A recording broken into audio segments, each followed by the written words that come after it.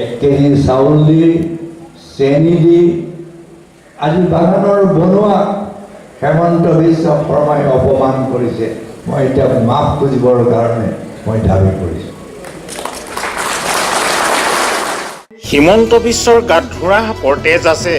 BJP দল ডকাইতৰ দল, এই অভিযোগ প্ৰাক্তন মুখ্যমন্ত্ৰী তৰুণ গগৈ।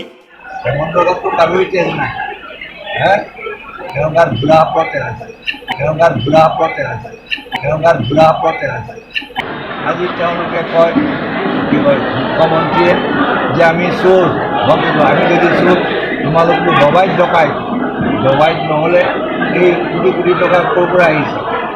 হয়, শুকুৰবাৰে ডিব্ৰুগড় জিলাৰ লোকসভাৰ অন্তৰ্গত দুলীয়াজানৰ টেঙাখাটত এক বিশাল নিৰ্বাচনী প্ৰচাৰ সভাত অসমৰ প্ৰাক্তন মুখ্যমন্ত্ৰী তৰুণ গগৈয়ে ভাষণ প্ৰসংগত ৰাজ্যখনৰ বহুবল্কী মন্ত্ৰী হিমন্ত বিশ্ব শৰ্মাক এইদৰে কটাক্ষ কৰে।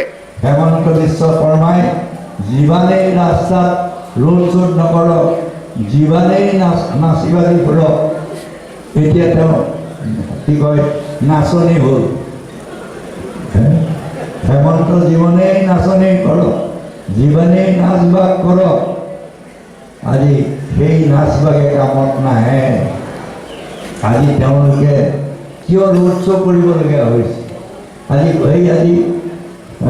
ৰোড শ্ব' কৰি আজি যেনিবা মদ খাই যেনেকৈ ফলক বলক কৰি নাচিছে, তেওঁ যদি এই চোলাই খাইছে নেকি তেওঁ গম পোৱা নাই। যি ধৰণে নাচিছে আৰু এইটো বোলে চোলাই খালে নেকি ধৰিব পৰা নাই। অসমীয়াক ডিগাৰ মাৰিবলৈ পাইছে।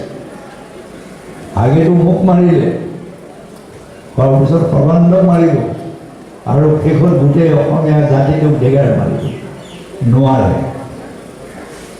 অসমীয়া জাতিক আমি লাচিতৰ বংশধৰ, তোমালোক হৈছা বৰণৰ বংশধৰ।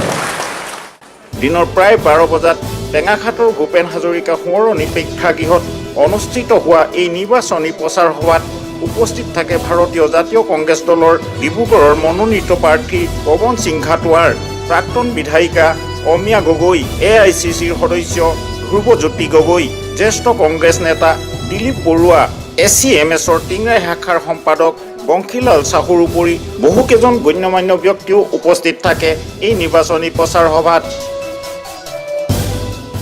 গেছ টেকাৰ কোনে কৰিলে, ৰডগছ কোনে কৰিলে, মেডিকেল কলেজ কোনে কৰিলে, ৰিফাইনেৰীবিলাক কোনে কৰিলে, ফাৰ্টিলাইজাৰ ফেক্টৰী কোনে কৰিলে, ONGC কোনে কৰিলে? তেন্তে আজি বেলেগ বেলেগ ইনষ্টিটিউশ্যনৰ বাদেই তেওঁলোকে কি কৰিলে? তেওঁলোকৰ দিনত কাগজৰ কল দুটা বন্ধ কৰিলে। কলেজৰ কথা কৈছোঁ, তাৰ কাম কিমান আৰম্ভ কৰিছে? বগামুখৰ এগ্ৰিকালচাৰ ৰিচাৰ্চ কামেই আৰম্ভ কৰা নাই। তেওঁলোকে ফটা ঢোল বজাই আছে। ক'ত বিজয় হ'ব? নহ'লে নাচি বাগি আছে কেলৈ ৰাস্তাত আছে? যদি তেওঁলোক ইমানেই জয়ী হয়, আজি ৰোড শ্ব' কৰিব কি দৰকাৰ? ৰোড শ্ব' কেতিয়া কৰে? যেতিয়া চিনেমালৈ মানুহ নাযায় তেতিয়া প্ৰচাৰ কৰে, আহক ৰাইজ আমাৰ চিনেমাখন ভাল, তাৰমানে তেওঁ চিনেমাখন যে বেয়া সেয়েহে আজি প্ৰচাৰ কৰিব লাগিছে। আজি ৰোড শ্ব' কৰিবলৈ টকা ক'ত পালা? বেংক খানটো 2 কোটি টকা জব্দ কেনেকৈ? আজি অসমত যে টকাবিলাক জব্দ হৈ আছে, তুমি ক'ৰ পৰা আহিছা? সেইটো ৰাইজ চাওক। এইডাল আজি চিণ্ডিকেটেই কওক, আজি কি কয় বালি চিণ্ডিকেটেই হওক, আৰু চিণ্ডিকেটৰ ৰাজ্য হৈছে কলিয়াবৰটো বহুত ভোটত জিকিব। কলিয়াবৰৰ কাৰণে তেওঁ মূল ঘূৰাবৰ দৰকাৰ নাই। হেমন্ত বিশ্ব জিকিবতো চবতে লাগিছে, কলিয়াবৰত তেওঁ জিকিলে কেলে? তেওঁ নিজেই কৈছে দেখোন আমাক ঠগিলে বুলি। বন্ধৰ দিনে নিজেই কৈছে ঠগিলে বুলি। হেমন্ত গাত আচলতে কাৰ গাত আছে? তৰুণ গগৈ তাক বাধা দিছে। হেমন্ত গাতটো কাৰোৰে তেজ নাই, তেওঁৰ গাত ধোঁৰা সাপৰ তেজ আছে।